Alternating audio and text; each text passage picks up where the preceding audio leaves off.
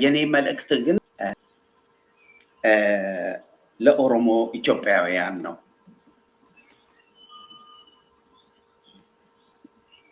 የኦሮሞ ወንድሞቻችን እህቶቻችን መገንዘብ ያለባቸው ለደቂቃ መርሳት የሌለባቸው አንድ ነገር አለ። እሱም ኦህዴድ የናንተን ጥቅም የሚጠብቅ አይደለም። የኦህዴድ ዓላማ ግልጽ ነው። ኦህዴድ የናንተን ጥቅም ጠባቂ አይደለም። ኦነግም የናንተን ጥቅም ጠባቂ አይደለም። ኦፌኮም የናንተ ጥቅም ጠባቂ አይደለም። ኦነግም የናንተ ጥቅም ጠባቂ አይደለም። ሶስቱም የናንተ ጥቅም ጠባቂዎች አይደለም። እናንተ ኢትዮጵያውያን ናችሁ።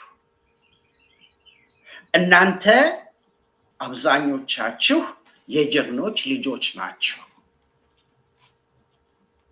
እናንተን ያዋረደ የለም። እነዚህ ተዋርዳችሁ ነበራችሁ ይበሉ እንጂ የንግስናውንም ቦታ የያዙት የመጨረሻው ንጉሠ ነገስታችን ቀዳማዊ ኃይለ ሥላሴ የጉዲሳ ልጅ የኦሮሞ ባላባት ልጅ ናቸው። የልጅ ልጅ ናቸው። በእናታቸው ወደ ሳህለ ሥላሴ ይሄዳሉ። አሁን ወደ ሳህለ ሥላሴ በእናታቸው ቢሄዱ ማለት ይቅርታ፣ በመኮንን እናት ማለቴ ነው። በራስ መኮንን በኩል ቢሄዱም እንደዚሁ ሳህለ ሥላሴ ራሳቸው ከኦሮሞ ጋር ተጋብተው የተዋለዱ ናቸው። ኃይለ ሥላሴ ግን በአባታቸውም 50% ከዚያ ውሰዱ ብትፈልጉ፣ እንደዚሁም በእናታቸው ወይዘሮ የሺመቤት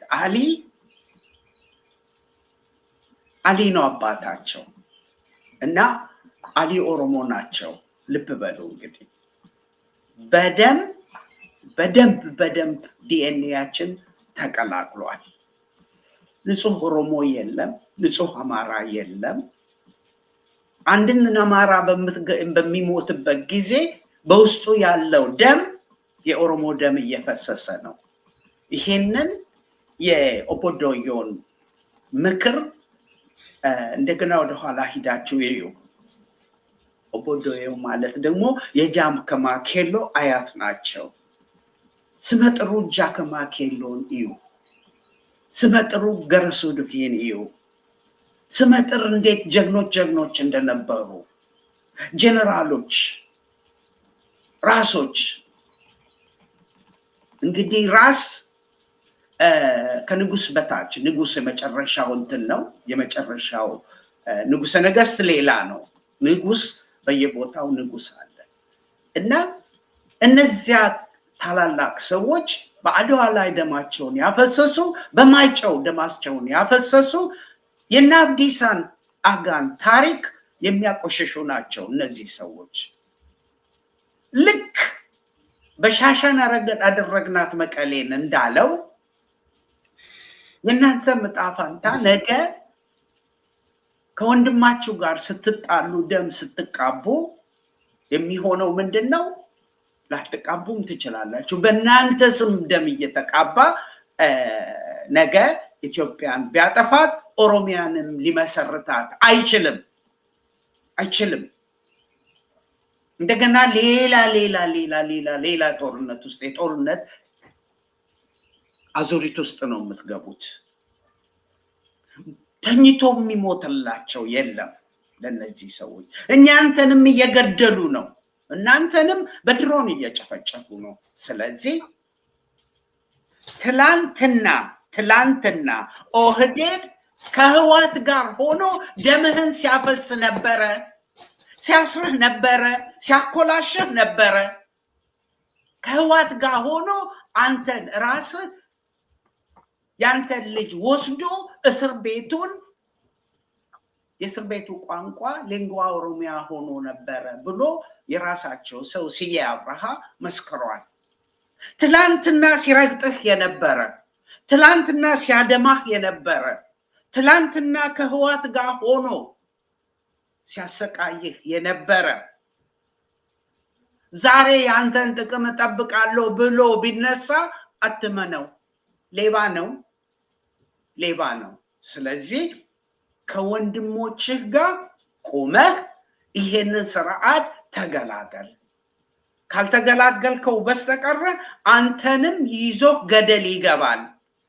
ደግሞ ይሄንን መጥፎ ስርዓት ካልተገላገልን በስተቀር ማንም ተኝቶ የሚሞትለት የለም።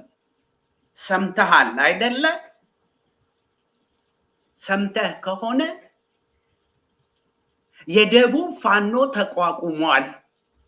ዛሬ ዓለም አቀፍ የደቡብ ፋኖ ድርጅት ዓለም አቀፉ መግለጫ አውጥቷል። ብቻህን ልትቀር ነው። ባላጠፋኸው አንተ በሌለህበት በስምህ እየነገዱ አንተን ጥርስ ውስጥ ሊያስገቡህ ነው። ወደኋላ ሂድና ታሪክን የሆነውን ተመልከት። ናዚ በተነስቶ ማነው ዋጋውን የከፈለው? መጨረሻ ላይ የጀርመን ህዝብ ነው። የጀርመን ህዝብ ነው ስቃይ ውስጥ የገባው። የጀርመን ህዝብ ነው ቆዳ እስከ መብላት የደረሰው። ልብ በል። ስለዚህ የኦሮሞ ህዝብ አሁን ነው መንቃት ያለብህ። በቃህ በስሜ አትነግድ ማለት ያለብህ። ትላንትና ስታስረኝ ነበረ፣ ትላንትና ስታሳድደኝ ነበረ፣ ትላንትና ከህዋት ጋር ሆነ ብዙ በደል አድርሰህብናል ብለህ ልክ ከሌሎቹ ወንድሞች ጋር ይሄንን ስርዓት ለመገላገል ተነስ ነው የምለው። እግዚአብሔር ይስጥልኝ።